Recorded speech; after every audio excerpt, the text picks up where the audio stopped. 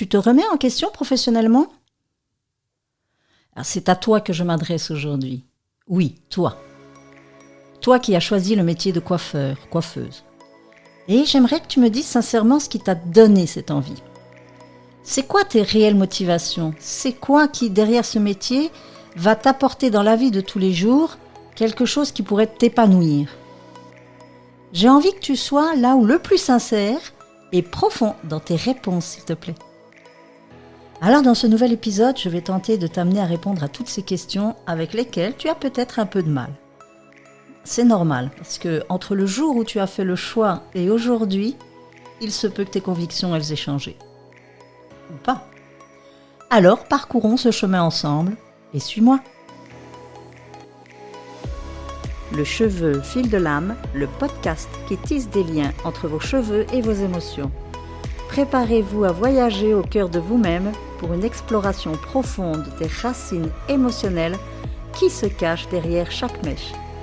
Chaque semaine, je viendrai vous parler de mes différentes rencontres, parfois ponctuées de témoignages, et je vous aiguillerai sur la reconnexion à vos émotions pour reprendre les rênes de votre vie et comprendre les messages au travers de vos coiffures. Je ne sais pas depuis combien de temps tu pratiques ce métier, ni même pourquoi tu as choisi cette voie. Alors moi, je vais tenter d'explorer avec toi les raisons profondes de ton choix professionnel. Et qui peut-être est un choix, pour moi, de vie privée également, parce qu'on passe tellement de temps dans notre salon que ça nous mange pratiquement notre vie privée également. Mais qu'est-ce qui fait que justement, jusqu'à aujourd'hui, tu aimes encore ou pas ce que tu fais ? Alors moi, pour ma part, c'est un choix professionnel qui était purement choisi par dépit. Et oui, moi je rêvais d'être secrétaire. Comme quoi la vie, elle nous envoie parfois vraiment sur des chemins qu'on n'aurait jamais pensé utiliser, et pourtant. Alors aujourd'hui, moi, ça fait quand même 40 ans que je pratique la coiffure. Alors ça n'a pas toujours été un long chemin tranquille, mais ça, c'est les risques de toute profession. Alors sachez quand même que moi, mes 10 premières années, elles ont été assez chaotiques, parce que comme j'ai pas pratiqué ce métier avec le cœur, c'était pas toujours évident. Mais pourtant, je m'en sortais pas trop mal, franchement, parce que j'avais quand même pas envie non plus de faire des catastrophes, même s'il m'est arrivé d'en faire quelques-unes. Alors là, suite à ce que je viens déjà de vous dévoiler par rapport à moi-même, vu ce début d'expérience, cela devrait peut-être vous ouvrir un peu les yeux sur votre choix initial de vouloir pratiquer la coiffure. Alors peut-être que c'est une envie de gamin, gamine, lorsque vous étiez petit, petite, que vous coiffiez vos poupées. Et quand vous étiez enfant, vous vous êtes projeté dans votre futur salon, même si c'était en tant qu'ouvrière. Et puis, peut-être que vous vous êtes également exercé sur vos proches, vos parents, vos frères et sœurs, amis. Et puis, que ça vous a conforté dans l'idée que ce métier, il était vraiment fait pour vous. Donc, vous voilà parti pour quelques années futures à apprendre à l'école de coiffure. Alors d'un côté, il faut savoir qu'il y a quand même l'école où on apprend les bases, telles que la colorimétrie, la coupe, ses tendances au rythme des saisons. Et puis, il y a les actions chimiques, capillaires, pour comprendre l'action de tous ces produits de transformation sur le cheveu. Il y a la pratique du coiffage, du brushing, du chignon, etc. De l'autre côté, il y a aussi le salon, lui dans lequel vous allez travailler ou réaliser vos stages. Alors, en France, je ne sais pas exactement comment ça se passe. Ici, en Belgique, vous avez le choix d'aller à l'école où vous passez toutes vos journées à l'école pour apprendre la coiffure. Et puis, au bout de la Xème année, vous allez commencer à faire des stages en salon. Et puis, il y a la pratique-apprentissage que vous allez une journée par semaine à l'école et le reste du temps, vous travaillez tout de suite dans un salon. Donc, l'apprentissage, il est quand même très différent parce que, pour ma part, avoir fait l'apprentissage, le fait de baigner dans un salon dès le départ, vous êtes dans cette ambiance qui n'a rien à voir avec celle de l'école, soyons clairs. Lorsque dans une classe, on vous laisse, par exemple, aujourd'hui, alors moi, il faut savoir que j'ai 40 ans de coiffure, donc là, je vous parle de mes débuts. Peut-être qu'aujourd'hui, c'est sûrement plus tout ça. Je ne sais pas si on vous apprend encore à faire des mises en plis aujourd'hui à l'école, mais nous, à l'époque, c'est sûr, on y avait droit. Donc, si vous savez que vous avez 4 heures de pratique et qu'aujourd'hui, on apprend la mise en pli, c'est certain qu'on va prendre le temps de rouler sa mise en pli. Et que même des anciennes collègues qui ont fait l'école pure et dure de coiffure m'ont déjà appris aussi que lorsqu'aussi leur journée était consacrée à ça, elles n'avaient pas envie d'enrouler 10 fois une mise en pli, donc elles prenaient vraiment le temps de le faire. Donc là, quand vous allez après mettre ça en pratique au salon, je ne suis pas sûre que votre patron va apprécier le fait de prendre autant de temps pour mettre des bigoudis. Donc voilà, c'est ça que je voulais juste vous faire cette petite parenthèse parce que en France, voilà, la formation, moi je n'y étais plus, je ne sais pas trop comment elle se passe par rapport à ici.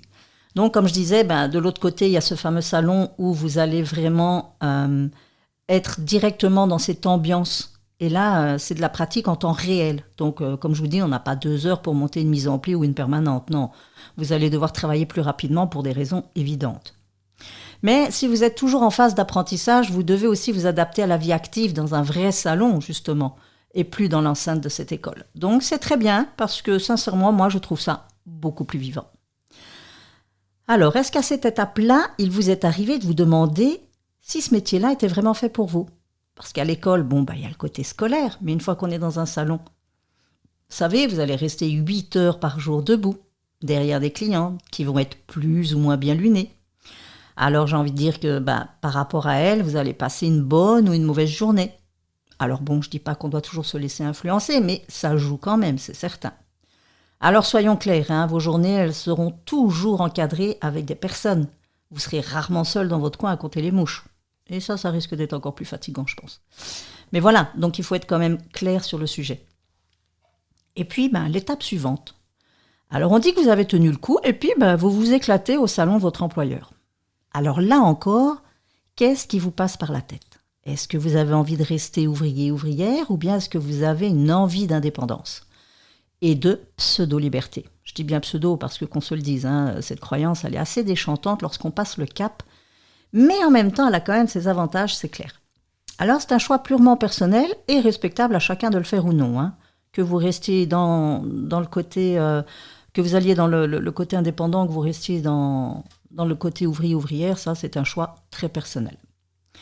Alors, sous le joug d'un employeur, vous êtes quand même parfois restreint dans vos faits et gestes, parce que parfois, soit on vous demande de respecter le style du salon, donc on vous met quand même un cadre à ne pas dépasser. Il y a des salons dans lesquels vous ne verrez jamais quelqu'un sortir avec des cheveux mauves ou des cheveux bleus. Voilà, chacun son style. Et puis, il y a quand même des salons où on vous laisse faire quand même un peu... à vous laisser libre cours à votre imagination. Donc ça, c'est sympa. Alors, donc, comme je disais, être à son compte, ça permet 100% de pouvoir justement laisser libre cours à son imagination. Alors, de nouveau, c'est une liberté d'action qui est non négligeable. Mais pour d'autres, se contenter de réaliser ce que la cliente vous impose, ça peut être aussi une forme de... Je prends pas trop mes responsabilités et moi, je fais ce qu'on me demande. Voilà, si ça plaît, tant mieux. Ça plaît pas, tant pis. Moi, j'ai fait ce qu'on m'a demandé. Vous voyez ce que je veux dire? Tandis que je dis en tant qu'indépendant, il y a des gens qui fonctionnent encore comme ça, puis il y en a d'autres où ils se disent, moi là j'y vais, je vais m'éclater. Donc ça ne veut pas dire qu'on doit imposer nos choix aux clientes, bien sûr, mais en tout cas leur proposer des choses qui peuvent changer un peu de ce qu'elles ont l'habitude de faire. Et puis il est certain que dans le monde de la coiffure, ça a fortement évolué, parce que ici, moi je m'adresse à vous, et vous allez tous avoir des âges différents, qui va faire que votre regard sur le métier, c'est très différent aussi. Et c'est ça la beauté du geste, parce que c'est de comparer sur toutes ces années écoulées. C'est pourquoi je trouverais super sympa de votre part de vous prendre au jeu, mais sans jugement. C'est juste pour se donner l'idée de cette évolution à travers le regard de plusieurs générations. Moi, je vous le répète, ça fait 40 ans que je coiffe, donc je vous assure que même encore aujourd'hui, quand je vois comment on pratique la coiffure, c'est un monde différent comparé il y a 40 ans. Heureusement, ça a évolué. Mais voilà, donc c'est pour vous amener chacun et chacune à répondre un peu à ce questionnement, de me dire un peu ce qui vous pousse à pratiquer ce métier encore aujourd'hui ou pas. Et puis de voir par quoi vous êtes passé, qui vous a fait vous remettre en question, mais vraiment dans les générations tout ce que vous êtes et sans jugement du tout. On n'est pas là pour faire de la comparaison, vraiment pas.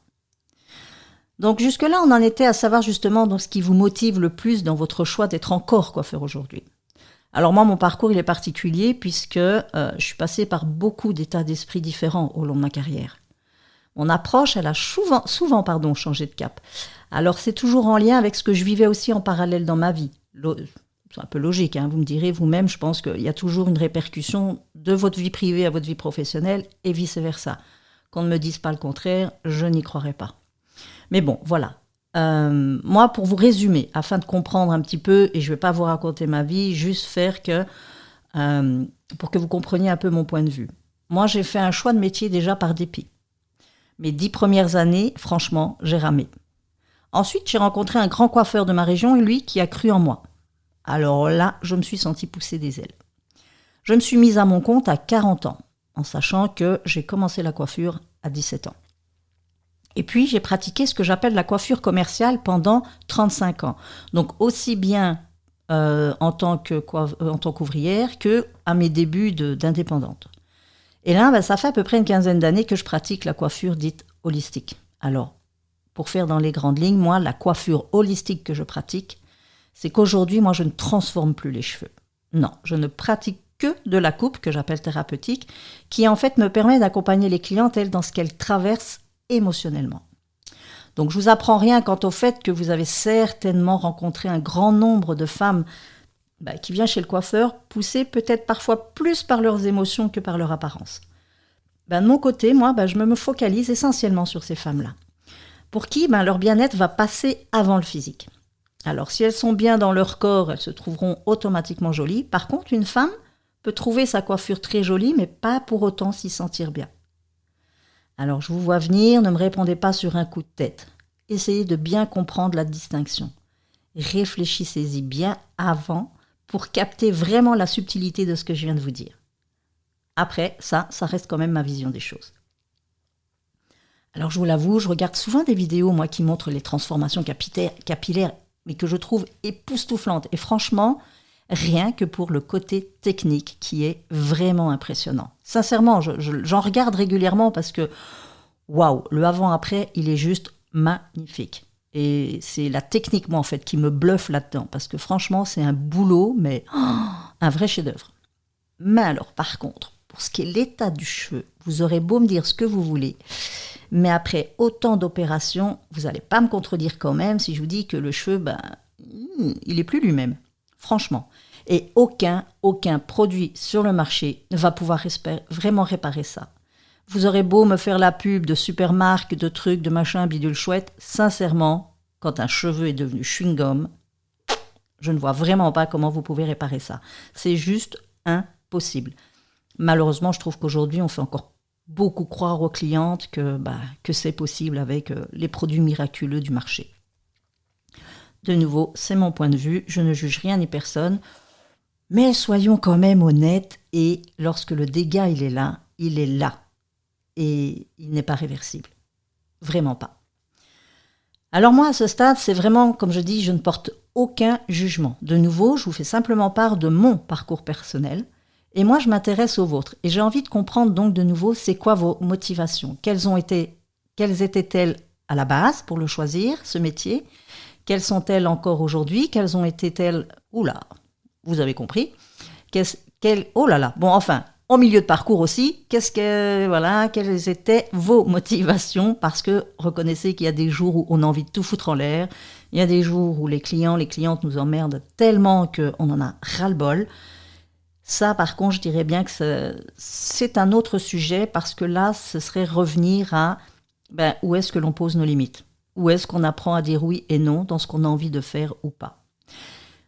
En écoutant cet épisode, vous allez voir qu'il fait partie d'une chaîne de podcast qui s'appelle Le Cheveu Fil de l'âme. Et moi, je vous mets en lien juste cet épisode, mais vous pouvez aller voir la chaîne complète et vous verrez, il y a d'autres épisodes dans lesquels je parle justement de mettre ses limites. Et je trouve que pour notre profession, c'est hyper important. Pour toute profession confondue d'ailleurs, mais nous sommes directement liés à la cliente. Il est important de se faire respecter si déjà vous vous respectez vous-même. Autrement, c'est libre cours à la cliente, elle demande, vous dites oui, donc pourquoi elle arrêterait de demander ? Donc voilà, apprendre à mettre ses limites, ça va être super, super important pour votre bien-être et pour avoir envie de continuer cette profession en tout cas. Parce que sinon, si vous n'êtes pas capable de mettre vos limites, vous pourrez faire n'importe quel métier, ça vous retrouvera toujours. Donc voilà, je disais, je ne porte aucun jugement, j'avais juste envie de vous faire part de mon côté professionnel à moi, de l'évolution dans laquelle je suis aujourd'hui. Moi, j'apprécie énormément mon approche du jour qui est plus du tout donc de transformer le cheveu. Donc moi, les clientes, elles n'ont plus de couleur, de permanente, de transformation chimique. Je les accompagne même toutes à garder leurs cheveux naturels, donc de ne plus les transformer. Donc je sais qu'à l'époque où j'ai décidé ça, beaucoup de collègues m'avaient dit « mais enfin, tu tires une balle dans le pied parce qu'on sait que la coloration, c'est le plus gros gagne-pain d'un coiffeur. » Je suis d'accord. Mais de nouveau, on ne parle pas de la même clientèle. C'est juste ça. Dites-vous que c'est pas l'un ou l'autre, ça peut être les deux, mais c'est un choix vraiment défini personnellement. Donc moi au départ, j'étais comme beaucoup d'entre vous dans tout ce qui était transformation, apparence, et je me suis vraiment éclatée. Et puis j'ai appris des choses dans mon parcours privé qui ont eu donc cet impact sur mon côté professionnel, où j'ai fait des apprentissages, on va dire, sur le bien-être de la personne, dans le respect de soi et ainsi de suite.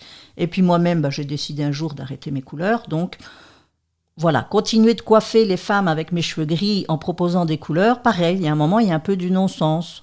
C'est comme si, par contre, j'étais colorée et que j'imposais à mes clientes de rester blanches ou grises. Vous voyez, c'est pas très cohérent. De nouveau, ma vision des choses.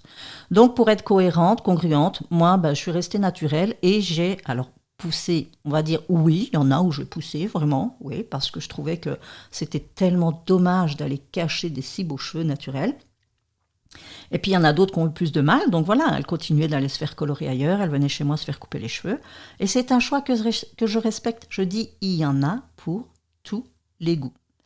Alors, franchement, c'est vrai que je reconnais que la force de ce métier de coiffure, c'est un côté artistique et créatif dans toute sa splendeur. Je pense que c'est ça qui, peut-être, au départ, attire le jeune à aller là-dedans. Parce qu'on s'éclate, sincèrement. On dégage notre côté artistique, on s'amuse, on fait de la création, c'est génial, vraiment c'est génial. Aujourd'hui, même si moi je ne fais plus appel à la couleur, je peux faire de la création à plein d'autres niveaux, sincèrement.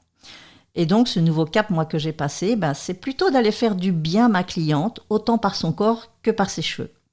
Et vraiment, j'y arrive sans la transformer de l'extérieur, mais je l'aide à se transformer de l'intérieur. Et ça, je vous assure que moi, c'est un moment de partage avec ma cliente qui est juste magique.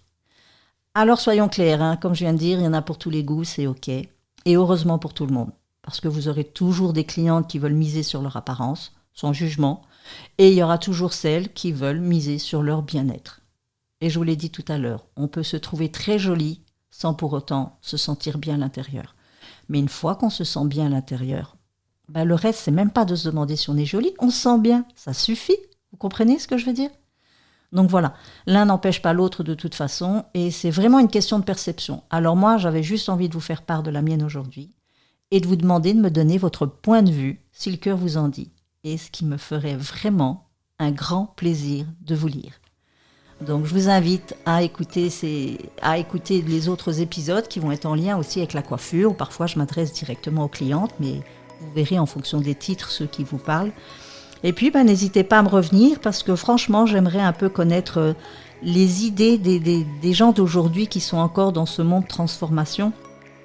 Et puis ceux qui sont dans la coiffure depuis peu et même ceux qui sont comme moi depuis peut-être un bon nombre d'années. Donc moi, je vous souhaite encore de bien vous éclater dans votre boulot, de bien vous amuser dans votre salon avec vos clientes, de les faire toutes belles, toutes jolies. Pensez aussi à leur bien-être et au vôtre. À bientôt. Au revoir.